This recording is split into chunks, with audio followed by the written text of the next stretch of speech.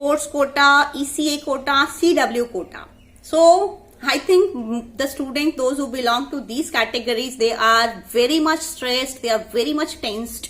उनको कुछ समझ ही नहीं आ रहा कि ये हो क्या रहा है, क्योंकि पूरा साल उन्होंने मेहनत की, not 1 year, rather 3 years, ECA और स्पोर्ट्स वाले बच्चों ने स्पेशली, क्योंकि उनको सर्टिफिकेट्स अपने कलेक्ट करने थे ताकि वो डीयू में इजीली एडमिशन ले सके। और अब जब एडमिशन लेने का टाइम आया है तो उनको कुछ दिखाई ही नहीं दे रहा, उनको कुछ समझ ही नहीं आ रहा कि आखिर ये हो क्या रहा है,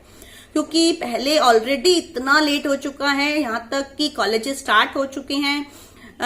CW की एक लिस्ट निकाली, फिर उसके बाद चुप हो गए, फिर ECA का मार्क्स बता दिए, फिर कुछ इन्फॉर्मेशन नहीं है, स्पोर्ट्स का तो अभी स्टार्ट ही होना है। तो अब सबसे बड़ी जो प्रॉब्लम है वो मींस बच्चे जो फेस कर रहे हैं, और वो बार बार पूछ भी रहे हैं ये बात कि ECA की और स्पोर्ट्स की मेरिट लिस्ट और CW की मेरिट लिस्ट कैसे बनेगी। तो सबसे पहले मैं CW का बता देती हूँ कि क्या होगा कि आपके सर्टिफिकेट्स के बेसिस पे जो मार्क्स आए हैं उसके बेसिस पे वो आपके 12th के मार्क्स में ऐड करके जितनी भी अब आपकी परसेंटेज बन गई उसके अकॉर्डिंग एक आपकी अलग मेरिट लिस्ट बन जाएगी और आपको उसमें एडमिशन मिल जाएगा। Same will be held in the case of like ECA and sports. अब ECA और स्पोर्ट्स में जो आप कंफ्यूज हो रहे हैं कि आपको ये समझ नहीं आ रहा कि 12th के मार्क्स मैटर करेंगे या नहीं करेंगे,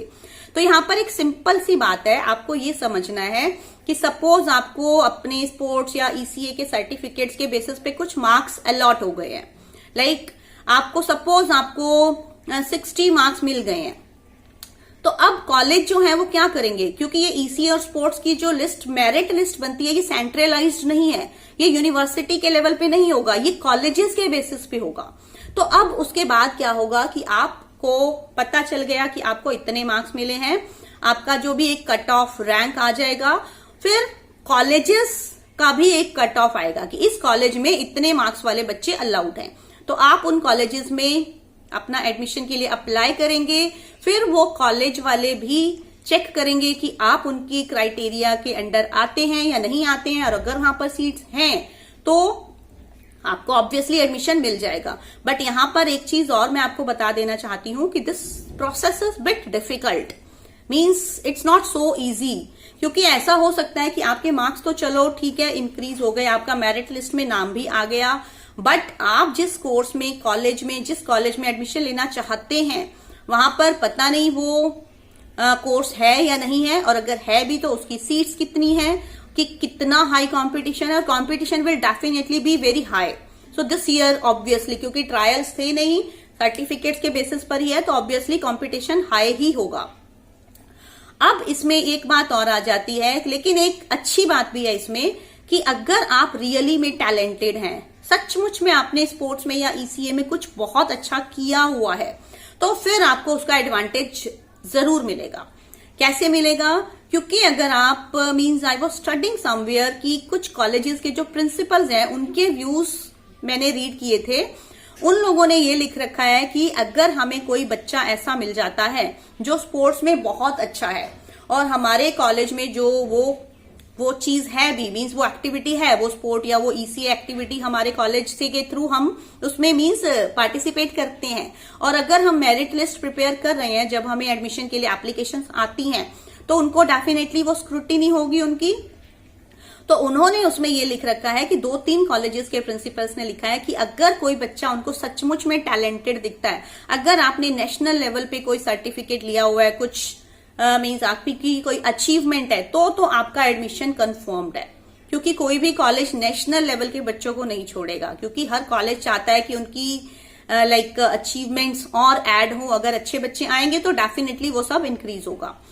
and same is the case with sports and ECA, means अगर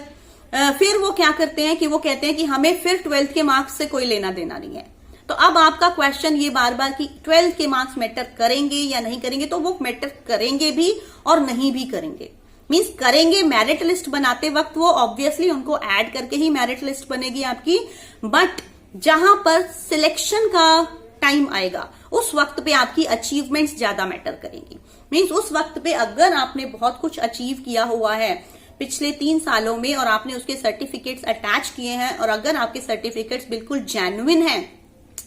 तो colleges will not C those marks in 12th class. भले ही आपके 50% है, 45% है, 33% भी हैं, लेकिन आपका नेशनल लेवल का सर्टिफिकेट है, तो your admission is confirmed in, but the condition is कि उस कॉलेज में जिसमें आप चाहते हैं उसमें वो गेम, वो स्पोर्ट, वो एक्टिविटी होनी चाहिए और वहां पर सीट्स भी होनी चाहिए। तो ये सारी चीजें होती हैं जो आपको पता होनी चाहिए। आई थिंक कुछ डाउट्स आपके क्लियर हो गए होंगे। अगर हो गए हैं तो वीडियो को लाइक कर देना, और अगर अभी तक किंगडम ऑफ लर्निंग को सब्सक्राइब नहीं किया तो कर दें, and do share this video with your friends also. So thank you everyone.